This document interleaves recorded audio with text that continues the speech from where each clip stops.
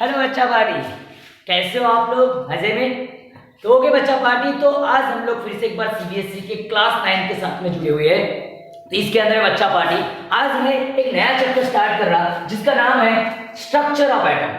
तो इस चैप्टर का स्ट्रक्चर ऑफ एटम को जानने के पहले हमने क्या क्या चीजें पढ़ ली, थोड़ा सा क्विक रिवाइज कर लेते हैं। हमने चैप्टर 3 पढ़ चुका है, उसके अंदर में हम लोगों ने एटम्स के बारे में थोड़ा बहुत तो कॉन्सेप्ट हमने जाना है कि ऊपर तो भी कुछ तो भी एटम के बारे में हमको मालूम है कि एटम से क्या बनते हैं, एटम्स के क्या होते हैं, मॉलिक्यूल्स बनाते हैं। अगर सिमिलर टाइप के एटम्स मॉलिक्यूल अगर बना रहे तो उससे आगे एलिमेंट बनेगा, है ना।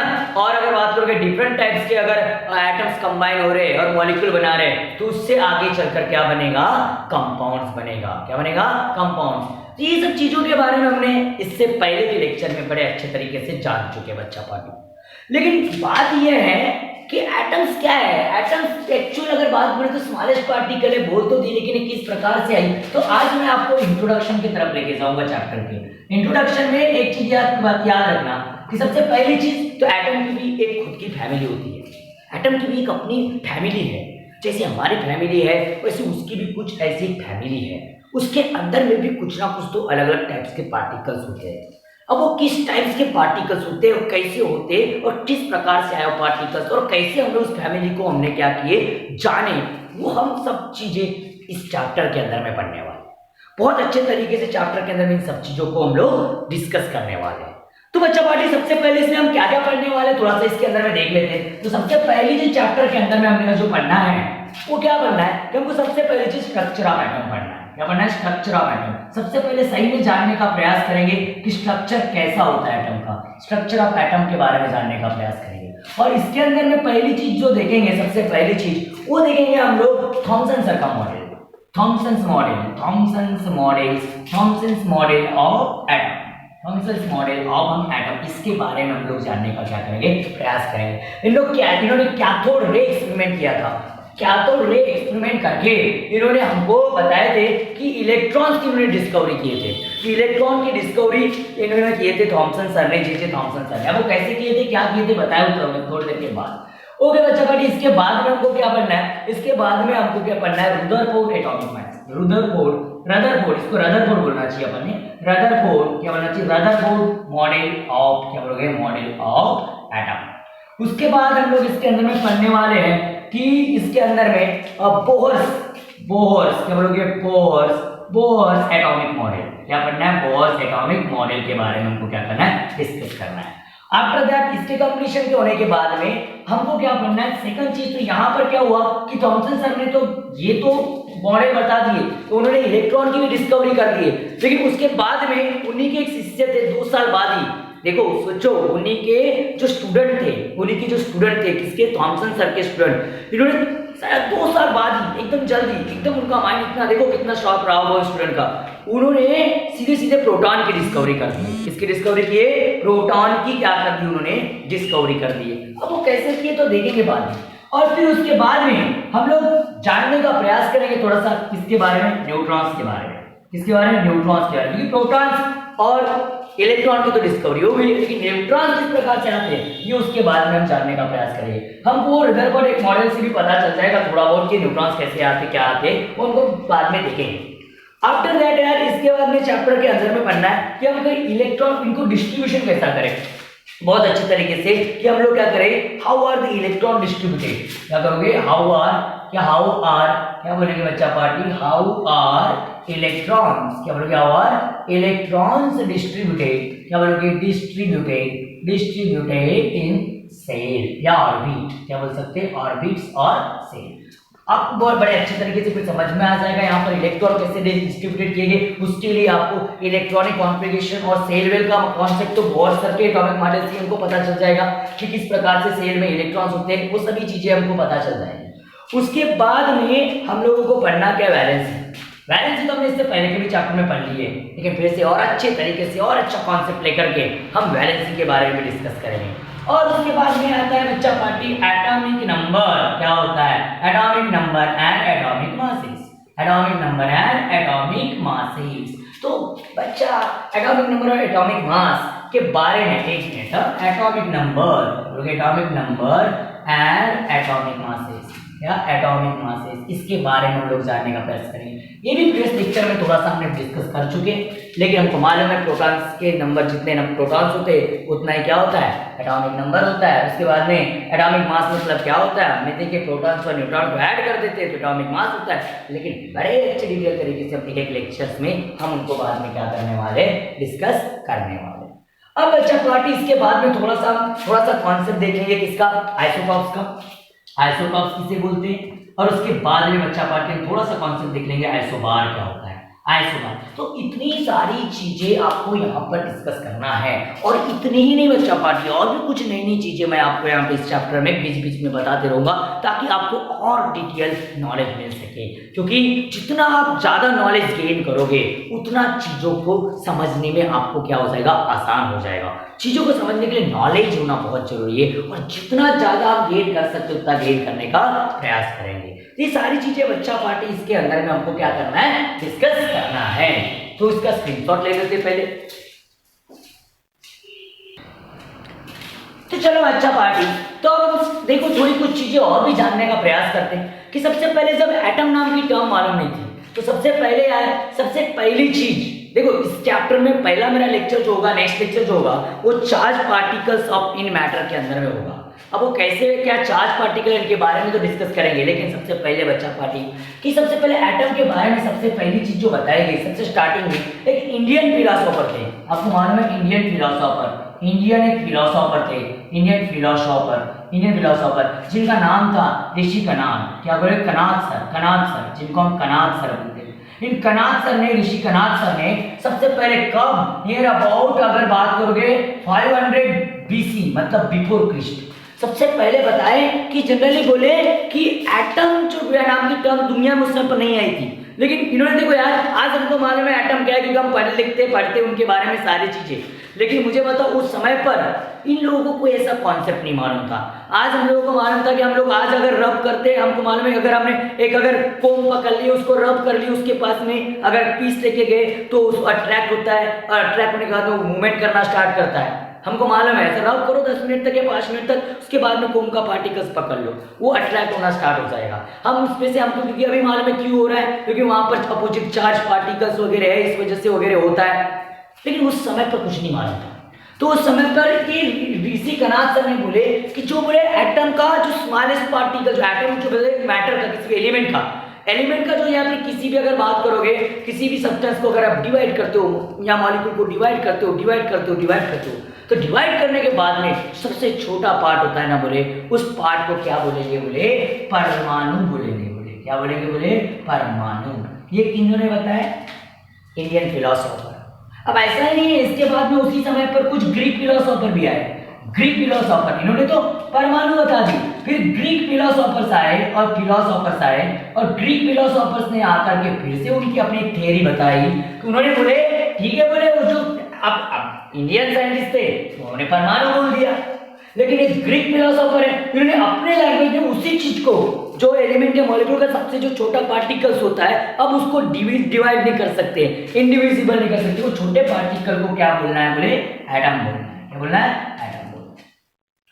इनके बाद में चलो यार ठीक है, बोल दिए कि चलो एटम बोल दिया हम लोगों ने। अब उसके बाद में एक चीज हो गई जिसे अटेंड किया, एक इंडियन फिलोसोफर ही थे, इंडियन फिलोसोफर। उसके बाद में इंडियन फिलोसोफर्स और है, इन्हें बोला जिसका नाम था कात्यायन। क्या था, कात्यायन। क्या था, कात्यायन नाम के हमारे इंडियन फिलोसोफर थे। भाई जो बोले तुम जो ये सब चीजें बोल रहे हो ना, बोले कि जो एटम का जो एलिमेंट का जो सबसे छोटा पार्टिकल होता है ना, बोले उसको एटम बोलते हो। हाँ बाबा, बोले मुझे भी मानना है, मुझे भी ये चीज मानना है, बोले मैं भी ये चीज को आपको डिनाई नहीं कर रहा। लेकिन इन्होंने फिर क्या बोले, लेकिन ऐसा है बोले जो एटम जो होते बोले ये एटम फ्री स्टेट में भी हो सकते हैं, या फिर मैक्सिमम एटम कैसे होंगे, बोले कंबाइंड स्टेट में होंगे। मतलब वो कुछ एटम कैसे होंगे, बोले फ्री स्टेट में होंगे, और होगी क्या, बोले वो कंबाइंड फॉर्म में होंगे। कंबाइंड फॉर्म में मतलब एक मैटर का जो एक एटम जो होगा वो दूसरे एटम के साथ में क्या बनाएगा, पेयर बनाएगा, और वो पेयर में रहेंगे, या 2-3 एटम आपस में मिल के रहेंगे। मतलब ये क्या होगा, बोले एटम का ग्रुप भी हो सकता है। एटम का क्या हो सकता है, बोले ग्रुप भी हो सकता है। ये चीज आकर के किन्होंने बताया, कात्यायन सर ने बताया। कि उसके बाद में नेक्स्ट क्या टेंट आया, नेक्स्ट उसके बारे में। और क्योंकि देखो कोई भी चीज की डिस्कवरी होती है ना, जानने का बड़ा शौक होता है, तो ऐसी चीज जानते गए और साइंटिस्ट आते गए और साइंटिस्ट आते गए। इसके बाद में अगर बात करोगे तो इसके बाद में अगर बात करो एंटोइन लिवासे आए, एंटोइन लिवासे आए और उसके साथ में आए प्राउस्ट है। क्या है प्राउस्ट? इन्होंने अपने 2 लॉ दिए, इससे पहले के चैप्टर में हमने डिस्कस कर चुके, जो केमिकल कॉम्बिनेशन के लॉ दिए, केमिकल कॉम्बिनेशन के इन्होंने क्या दे दिए, लॉ दे दिए। केमिकल कॉम्बिनेशन किस प्रकार से होता है, इसके लिए इन्होंने 2 लॉ दे दिए थे कि law of conservation of mass, law of conservation of mass करके आया, कंजर्वेशन ऑफ मास करके एक लॉ आया। उसके बाद में दूसरा जो लॉ आया वो देखो, ये लॉ एंटोइन लिवासे सर ने दिए थे और प्राउस्ट सर ने जेएल प्राउस्ट सर ने लॉ दिए, law of constant proportion, law of definite proportion जिसको बोल सकते हैं। तो बोले इन्होंने अपने अपने इसमें बता दिए कि क्या बता दिए इन्होंने बोले कि जब केमिकल रिएक्शन होती है बोले तो उसमें नया एनर्जी को हम क्रिएट कर सकते हैं। मतलब जो मास होता है किसी भी एटम्स का, मतलब एलिमेंट का, जितना मास होगा उतना ही प्रोडक्ट का होगा। मतलब केमिकल रिएक्शन के अंदर में रिएक्टेंट और प्रोडक्ट का मास क्या होगा, सेम होगा। मतलब इसका मतलब क्या हो गया, मास को neither be created nor destroy, यही सब चीजें इन्होंने बताया। समझ बात है। उसके बाद में के लॉ ऑफ डिफाइनाइट प्रोपोर्शन आया था। अब इसके अंदर में प्राउस्ट सर ने क्या बता दिए, बोले जो एलिमेंट आपस में कंबाइन होगा बोले तो उनका मास के हिसाब से रेशियो क्या होगा, बोले फिक्स्ड होगा। ये सब चीजें हमने इससे पहले चैप्टर में डिस्कस कर चुके हैं। बच्चा पार्टी अगर आपने अभी तक के वीडियो नहीं देखे हो तो उसको देखो, बड़े अच्छे तरीके से आपको समझ में आ जाएगा। अब इन्होंने तो ये सब चीजें तो बताया, ये सारी चीजें इन लोगों ने बताया, ये सभी चीजें, और इन पे फिर बाद में हमको थोड़ा थोड़ा कॉन्सेप्ट क्या होते गया, थोड़ा क्लियर होते गया, थोड़ा समझ में आते गया, है ना। तो पहले ले लो इसका स्क्रीनशॉट इतना। तो ठीक है, देखो तो ये जो 2 लॉज आए, अब इन 2 लॉ आने के बाद फिर इसका एक प्रूफ चाहिए था। फिर बहुत सारे लोग इसके पीछे लग गए कि ये जो लॉ है, इस लॉ का ये तो प्रूफ चाहिए कि किस प्रकार से क्या, हाँ ये सही है।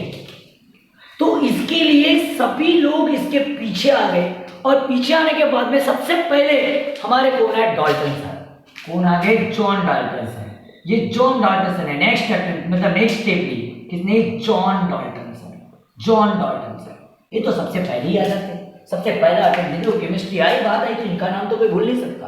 तो जॉन डाल्टन सर सबसे पहले आए और इन्होंने क्या किया, पूरा अभी तक के जो चीजें बताई गई, बेसिक अनाज से लेकर के जितनी भी चीजें हमने लॉज ऑफ कंजर्वेशन जो हमने देखे या हमने डिफाइनाइट प्रोपोर्शन देखे, ये यहाँ पर जितनी भी इन्होंने बताया, जो भी चीजें बताई गई, जो भी अभी तक के बताया गया, इन सब चीज को इन्होंने स्टडी किया, इन्होंने इसकी इंफॉर्मेशन कलेक्ट की, और इंफॉर्मेशन कलेक्ट करने के बाद, उन्हें स्टडी करने के बाद अपनी एक थ्योरी प्रपोज की जिसका नाम था डाल्टन्स एटॉमिक थ्योरी,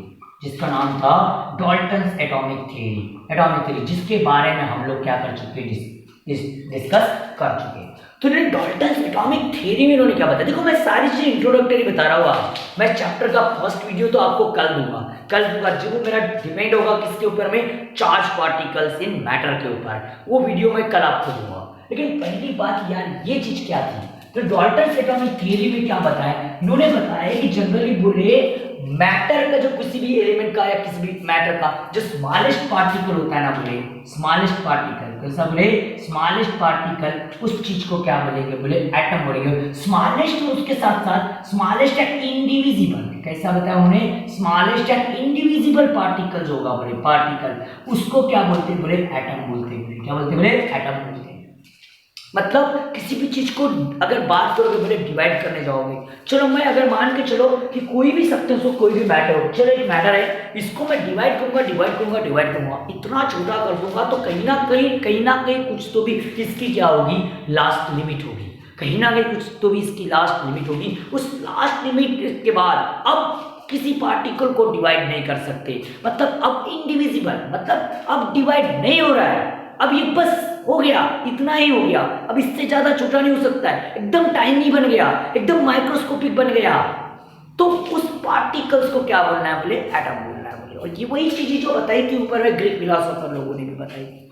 तो उसके बाद में अगर बात करोगे, और एक चीज उन्होंने बताया कि जनरली बोले कि अगर बात करोगे यहां पर अगर बात करोगे वही चीज बताया कि जो एनर्जी होती है, मास होता है, जो मास होता है एटम का, जितना मास एटम का होगा केमिकल कॉम्बिनेशन के बाद में उतना है उसका मास होगा। मतलब मास को, एटम मास को, mass neither be created nor destroyed, neither be created nor destroyed, क्या होता है, nor destroyed, destroyed during chemical combination, destroyed during chemical combination, during chemical combination बोलो या केमिकल रिएक्शन बोलो, समझ में बात है। क्योंकि हमने अभी तक इतना पढ़ लिया है कि एलिमेंट क्या करते हैं, अपने स्टेबिलिटी के लिए कॉम्बिनेशन करते हैं, इतना तो हम लोगों ने जान लिया है। तो ये भी बात हमारे लिए कुछ आसान है, बिल्कुल इजी चीज है। और ये सब चीजें बताया किन्होंने, डाल्टन सर ने बताया। क्या बताया, डाल्टन सर ने ये सारी चीजें हमको बताया। लेकिन यार एक बात प्रॉब्लम है, ये सारी चीजें तो है, आप बताए इनकी थियरी इतने दिनों तक के चली, इनकी थियरी बहुत दिन तक के माने हम लोगों ने, चलो बोले ठीक है, आप जो बोल रहे हो बिल्कुल सही है, और नियर अबाउट हमने 90 इयर्स तक के इनके थियरी को सही माने, इनकी थियरी को क्या माने, सही माने, मानते गए, इन्होंने कोई भी चीजें थी बताई। लेकिन यार इनके कुछ ड्रॉबैक्स भी आ गए, क्या आ गए, ड्रॉबैक्स आ गए, क्या आ गए, ड्रॉबैक्स आ गए, इनके थियरी के कुछ क्या आ गए, ड्रॉबैक्स आ गए। क्योंकि ये ड्रॉबैक्स क्यों आए, क्योंकि इसलिए आए क्योंकि आगे और डिस्कवरी होती है। देखो यार इनके इतने अलग थे, डिस्कवरी होती गई। अब देखो कोई भी चीज़ तो डिस्कवरी होती जाएगी, आगे और डिस्कवरी होती गई, और इनके कुछ ड्रॉबैक्स निकल के आए। इन्होंने बहुत सारी चीज़ें क्लियर नहीं बताए थे, मतलब किस प्रकार से एटम है, उसमें किस टाइप के एटम्स है, इनके बारे में कोई जिक्र नहीं था। उसके बाद में अगर बात करोगे, इन्होंने कोई ऐसा एकदम साइंटिफिकली भी प्रूव करके नहीं दिया था। तो मतलब वो ड्रॉबैक्स आ गए, और बहुत अनफॉर्चुनेट इनकी थियरी क्या हो गई, रिजेक्ट कर दी, इनकी थियरी क्या कर दी गई, रिजेक्ट हो गई। अब इनकी थियरी रिजेक्ट हो गई, अब रिजेक्ट के बाद में फिर और कॉन्सेप्ट्स आ गए, समझ बात आ रही, तो अब और कॉन्सेप्ट्स आगे और सारी चीजें जानने का प्रयास किए। तो इसमें फिर अटेम्प्ट आया किसका, थॉमसन सर वगैरह सभी चीजें आए, और अपना एक्सपेरिमेंट देते गए, और अपने एक्सपेरिमेंट से उन्होंने बताया किस प्रकार से एटम होता है, किस प्रकार से एटम का एक्चुअल स्ट्रक्चर होता है, अब वो कैसा होता है, क्या होता है, ये सारी चीजों के बारे में हम लोग डिस्कस करेंगे बच्चा पार्टी। लेकिन वो जब डिस्कस करेंगे कब, नेक्स्ट मेरे लेक्चर में, जो मेरा पहला लेक्चर होगा, जिसके अंदर में मैं आपको एक स्टार्टिंग से लेकर के जाऊंगा। मैं स्टार्टिंग में पहला लेक्चर मेरा जो रहेगा वो चार्ज पार्टिकल मैटर के ऊपर में रहेगा, और उसमें आपको मैं सारी चीजें बताऊंगा किस प्रकार से वो रबिंग करने के बाद में किस तरीके से अट्रैक्ट होता है और क्यों होता है। उसके बाद में बलून से एक अगर बलून पकड़ोगे, बलून कैसे रखो, दीवार के साथ में चिपका दो, बलून को दीवार के साथ में चिपकाने का प्रयास करो, नहीं चिपकता, लेकिन उसको ऐसा रब करो किसके ऊपर में, सिल्क क्लॉथ के ऊपर, या फिर अगर इस सर के ऊपर अगर ऐसे रब करो उसको बॉल को घिसो, बलून को घिसो, उसके बाद में वो क्या हो जाता है, वहां चिपक जाता है। अभी ऐसा क्यों होता है, ऐसा क्यों, इस चीज को अगर जानना है तो मिलेंगे बच्चा पार्टी मेरे नेक्स्ट वीडियो के साथ। ओके बच्चा पार्टी, तो अगर आपको ये वीडियो अगर अच्छा लगा है तो प्लीज यार इससे क्या कर दो, लाइक करो, सब्सक्राइब करो मेरे चैनल को, और बेल आइकन पर क्लिक करना ना भूलिएगा, क्योंकि आपको नया वीडियो जब आएगा तो उसका नोटिफिकेशन आपको तुरंत मिल जाएगा, तो आपको ढूंढने का बिल्कुल भी जरूरत नहीं गिरेगी। ओके बच्चा पार्टी, तो thank you so much for watching my video, thank you so much.